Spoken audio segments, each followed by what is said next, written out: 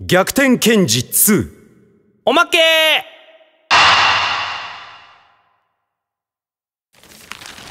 むみつるぎさん、おはようございます。お疲れ様っす。三雲くんと糸のこぎり刑事か。今日もいい天気ですよ。執務室で新聞なんて読んでないで外に出た方が気持ちいいですよ。遊んでいるわけにはいかないのでな。それにちょっと気になる記事が出ていたのだ。それはこの前の窃盗団の記事っすね。ロー捜査官たちの活躍で窃盗団はほぼ壊滅状態のようだな。さすがローさんですね。爆弾を使って強盗なんて美学がないですよ。そんな泥棒許せません。美学があっても泥棒はいかんがな。わかってますよ。私が盗むのは真実だけですからね。誰か来たようだな。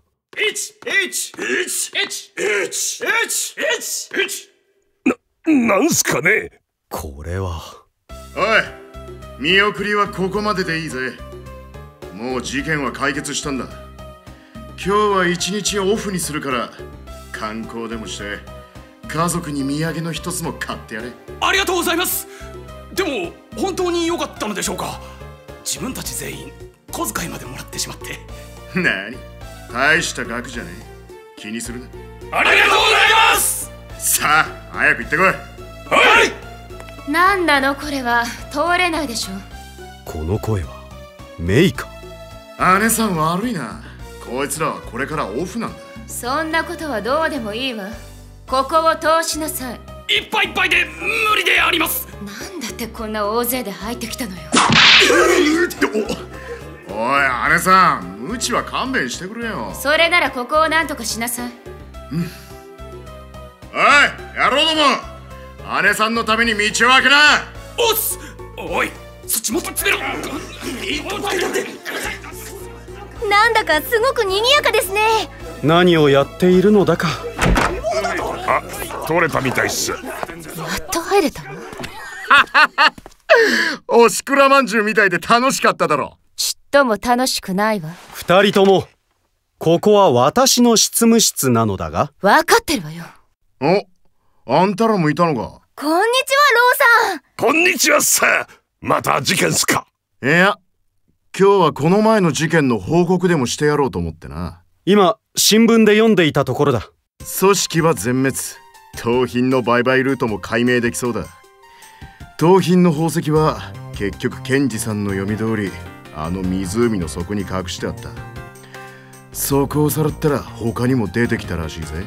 そうか、大規模な取引の前に見つかってよかった。あとは私に任せなさい。全員必ず有罪にしてみせるわ。ああ、頼んだぞメイ。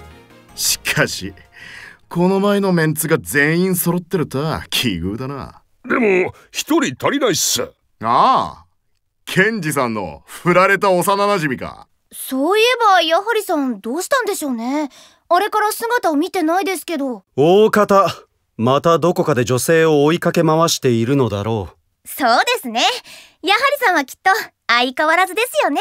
もう恋なんてしない。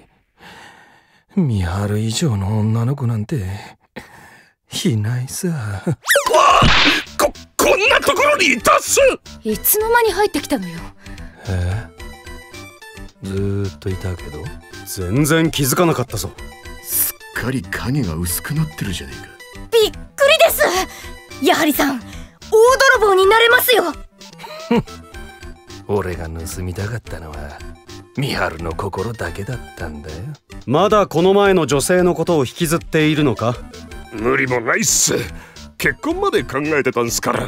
まさかプロポーズが失敗するなんて思ってなかったんだよな。プロポーズ以前の問題だったが、どこからその自信が出てくるのだ。一体俺の何がいけなかったんだろう。バカは受け付けなかったんでしょうね。なんでだよメイちゃん。でも確かに結婚を考えていた中にしては最後は突然すぎる感じでしたよね。だろ。みくもちゃんもそう思うよな。女心ってほんとわからねえよ。わからないのは貴様も同じだ。貴様は思い込みの激しいところがあるからな。彼女とは本当にちゃんと付き合っていたのか。当たり前だろ。ちゃんとラブラブだったって。愛犬の大五郎の話とかもよく聞いたしさ。美晴、大五郎が大好きでさ、そのラブラブっぷりを嬉しそうに話すんだよ。大五郎には俺も負けてたかもしれないけどさ。犬に負けてたのか。でもこの前のデートはちょっと様子がおかしかったかもな。どうおかしかったのだ。口で言うのは難しいんだけどさ。それならこれで検証してみましょう。盗みさんか。その機械ってそんなこともできるの？情報さえ入力すればその時の状況を再現できますからね。だがその機械をそんなことに使うのは無駄ではないか。何が無駄だよ。大事なことだろ。みくもちゃん、ぜひやってよ。いいですよ。それじゃやってみましょう。この公園でデートしてたっすね。ここに来ると美晴のことを思い出して苦しくなる。まったく打たれ弱い男ね。それじゃあこの盗みちゃんを使ってやはりさんの最後のデートの様子を再現してみましょう。やはりさん、デートの情報を教えてください。あの時は確か、そうだな、晴れた日で。あとこれ、その時携帯で撮影した美晴の写真。うわ、ずいぶんいっぱいありますね。デート中にこんなに撮ったんですか？美晴の美しさをあらゆる角度から残しておきたくてさ。でもこれは有力情報ですね。それじゃあその情報も入力してと。じゃあやってみますよ。美晴だ。美晴、俺だよ俺。ただの映像ですから呼びかけても意味ないですよ。なかなか可愛い子っすね。美晴は世界一だよ。俺の自慢の彼女だから。振られたんだからもう彼女じゃないだろ。よく考えたらやっぱ美晴もまだ俺のこと好きなんじゃないかな。ただ照れてるだけなのかも。めめしいわよ。だってそれより早く検証するっす。そうだな。2人並んでベンチに腰掛けてますね。見た目は普通のデートみたいですけど。だろ。甘いな。この美晴というお嬢さんの顔なんだか引きつっちゃいないか。そんなことないと思うけど。笑ってるじゃん。いえ、かなり引きつってるわね。自分を押し殺して無理に笑おうとするとき女性が見せる表情だわ。デートなのに無理して笑うなんて変ですね。無理してデートしてたってことっすか？そんなことないだろ。俺にはそんなに無理してるようには見えないけど。何この音。何かが近づいて。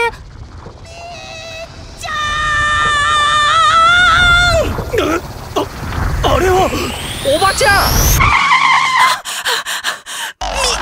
みっちゃん、こんなところで会えるなんて神様はまた粋な計らいをしてくれるじゃないの。やっぱりおばちゃんとみっちゃんは運命の真っ赤な糸で結ばれてるんだね。いつもながらこんなところで何をしているのです。今日は天気がいいからね、甲羅干しだよ。そしたらみっちゃんがいるじゃないか。おばちゃん池の向こう側から全力疾走してきたんだよ。そしたらみっちゃんその切れ長の瞳でおばちゃんをあったかく迎えてくれるじゃないか。ああ、そんなに熱い眼差しで見つめられるとおばちゃんドキドキして胸が苦しくなっちゃうよ。おばちゃんをその気にさせて一体どう責任取ってくれるんだい。おばちゃんみっちゃんならどんなことでも許しちゃうよ。ああ、考えただけでドキドキして心臓が破裂しちゃいそうだよ。このまま心臓が止まったらどうするんだい。みっちゃんってば検事のくせに罪な男だね。全力疾走で心臓がパンクしそうなだけなんじゃないの。おだまり。みっちゃんはまた事件の捜査かい。なんだいこれ、ハイテク捜査ってやつかい。これは盗みさんと言って。それよりおばちゃん、この子見てくれよ。無理してるようになんか見えないよな。あ、なんだいこの子、嫌そうな顔しちゃって。どこがだよ。この時俺たちめちゃくちゃ楽しい時間を過ごしたんだって。嘘じゃないって。ねえみくまちゃん。私にもそうは見えないですけど。二人の距離感もデート中のカップルにしては微妙といえば微妙だ。二人の間の距離約50センチ。彼はベンチの真ん中近辺に座っているのに対して彼女はベンチの端に座っているわ。見てごらん。まるで言いよるあんたを避けてるみたいじゃないか。そんなことないって。みつぎ、なんとか言ってくれよ。まずはこの時の状況を詳しく話してみろ。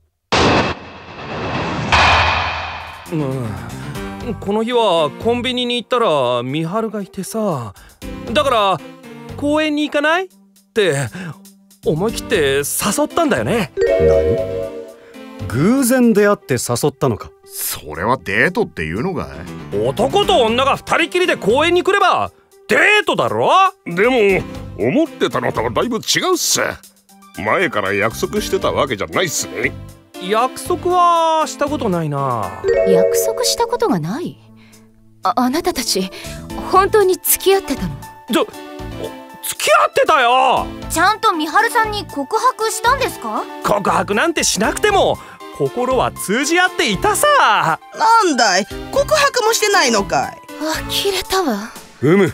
話にならんな。なんでだよ。本当に付き合ってたって。それならばそれを証明してもらおうか。ああ、やってやる。だいたい付き合ってなかったら誘ったって来てくれないはずだろ。甘いな。老子曰く共犯者が深い仲とは限らない。付き合っていなくとも公園に2人で来るぐらいはするだろう。じゃあメイちゃんは誘ったら来てくれる？行かないわ。ほら見ろ。それはまた別の話だ。それより彼女の足元を見ろ。美晴の足元？地面に何か書いてあるわね。彼女がつま先で書いたものだな。なんだろうこれ。意味不明の記号ですね。自分が電話中に書く落書きに似てるっす。その通り。退屈している時に書く落書きだ。美晴が俺といて退屈してたってのか？この表情、それにこの落書き、どう見ても退屈してるじゃないか。女を退屈させるなんてだらしのない男だね。おばちゃんなんてみっちゃんといたら全く退屈しないよ。何も喋らなくったって愛しい人と一緒なら同じ空気を吸っているだけで心が満たされるものさ。男ならそういう空気を醸し出さなくちゃね。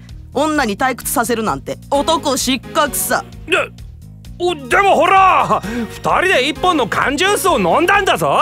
それは有力な情報っす。異議あり。彼女が持っているこの缶はあなたが最初に口をつけたものね。ああ、そうだぞ。俺が飲んでから美晴に渡したんだ。彼女は本当にこれを飲んだのかしらね。三雲くん、ちょっと時間を戻してくれないか。はーい。なるほど。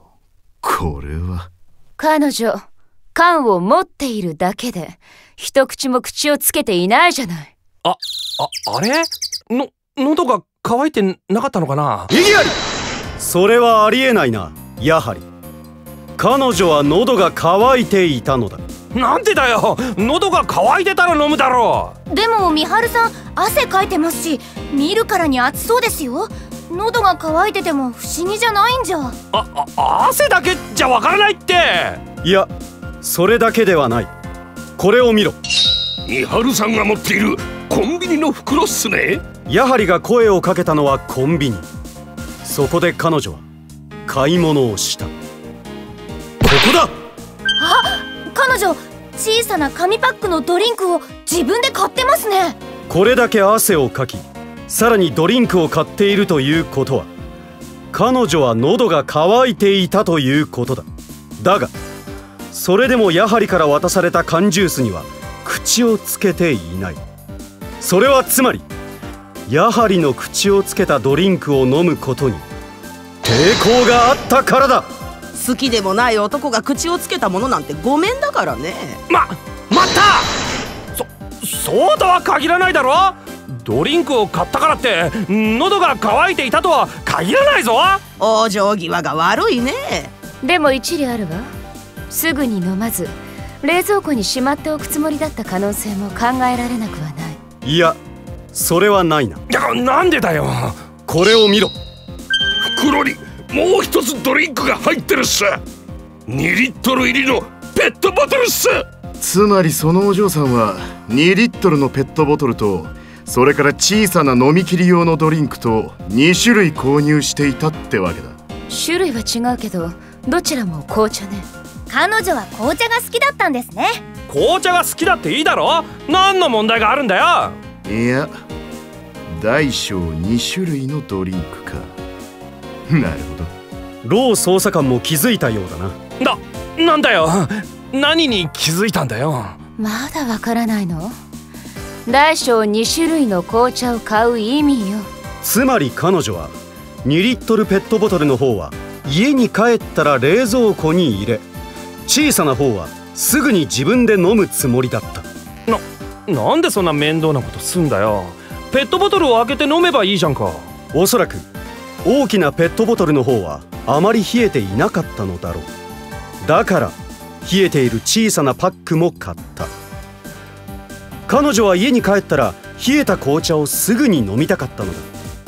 彼女の汗と合わせて考えれば、それはつまりそれだけ喉が渇いていたということに他ならない。そこまで喉が渇いていたのにやはりが口をつけたドリンクは飲んでいない。それは喉の渇きを我慢してまで飲みたくなかったということだ。なんでだよ。なんでミハル。なぜやはりをそこまで拒んだか、その理由も明らかだ。彼女の買い物袋をよく見てみろ。肉まんとサラダと、あとそれから歯ブラシと。あれ、ドリンク以外はどれも2つずつあるっす。あれ、ほんとだ。肉まんも同じものが2つずつあるぞ。ミハル、結構大食感だったんだな。違う。これは2人分の買い物なのだ。2人分ってなんで？おや、わかんないのかい？ここを見ろ。はあ、公共料金の支払い明細か。コンビニで支払った電気料金ね。あら、請求書の名前が違うわ。河合大五郎さん、男の人ですね。なんで男？大五郎ってミハルの犬の名前じゃ。いや、貴様が犬だと思い込んでいただけだったのだ。どういう意味だよ。彼女の大好きな大五郎というのはつまり犬ではなかったのだ。そうなの？でもなんでミハルがその赤の他人の大五郎さんの電気料金を払うんだよ。おいおい兄さん、まだわからないのかい？理由は明白だ。つまりその人物が彼女にとって他人ではないということだ。どういうこと？相変わらず間抜けな男ね。やはりまさし。なんだよ。なんで俺が間抜けなんだよ。2つずつ購入されたコンビニの商品、そして愛犬と同じ名前の男性名義の請求書。このことから考えられる真実はミハルさんが既婚者だということだ。既婚者？既婚者ってミハルが俺以外の男と結婚してるってのか？ミハルさん、結婚してたんですか？待った！ミハルが誰かと一緒に住んでいたってことは認める。でもだからって結婚してたとは限らないだろ。ただの友達と住んでるとか。甘いな。なんでだよ。もう観念しろ。やはり彼女が既婚者だという決定的な証拠があるのだ。その通りよ。見なさい、彼女の薬指を。指輪？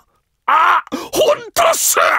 これって結婚指輪っすか？そんな指輪気づかなかったぞ。つまり貴様は既婚者に一方的に思いを寄せプロポーズしようとしていたのだ。断られて当然だな。そんな。それじゃあ俺の努力は一体。全くの無駄ね。哀れな男だね。そんな。ミハル、ちょっと気の毒っすね。自業自得だ。彼女はきっとやはりが自分を独身だと勘違いしていることに最近まで気づかなかったのだろう。ご主人の大五郎さんとののろけ話なども語っていたのだから当然だ。まさかやはりがご主人の名前を飼い犬と勘違いしているとは夢にも思わなかっただろう。なんで大五郎を犬だって思っちゃったんですか？だって小学生の時のクラスメートの飼い犬が同じ名前だったんだよ。勘違いされていて、しかもやはりが自分に好意を寄せていることに気づいた美晴さんはさぞ慌てたことだろう。そんな時偶然コンビニでやはりと会い公園に誘われた。美晴さんはいい機会だと思ったのだろう。本当のことを言おうと決意し公園までついてきたのだ。そうだったのか。でも言い出せなかったんですね。やはりがイベントのことであまりにはしゃいでいたせいだろうな。俺のせいかよ。その通りよ。反省しなさい。だってイベント中にプロポーズしようと思っていろいろ計画してたから楽しくって仕方なかったんだよ。わかります。そういうのを計画してる時って楽しいですよね。気が合うね、みくまちゃん。俺たちベストカップルになれるかもよ。それは懲りない男ね。だってさ。まったく人騒がせな。仕方ない男だね。それじゃおばちゃんは用事があるから帰るよ。それじゃね、みっちゃん、またいつでも呼んでおくれ。私は呼んでなどいない。みはる。終わりは始まり。振り返らず前を見て進むこった。そんな簡単に言われても前を見たって。向こうに可愛い子がいる。こうなったら新しい恋をしてやる。みつれぎじゃあな。前を見たらいいことがあったみてえだな。やはりさん元気になったみたいですね。あの男は少し落ち込んでいるぐらいがちょうど良いのだが。カルマよ。そう、分かったわ。すぐ戻る。事件か？ちょっとね。私も戻るわ。シェフ、どうした？本部から呼び出しです。こっちもか。仕方ねえな。それじゃ俺も戻るとするか。じゃあな、ケンジさんよ。またどこかで。みんな忙しそうっすね。みつるぎさんはどうするんですか？私は真実を求めて戦うのみだ。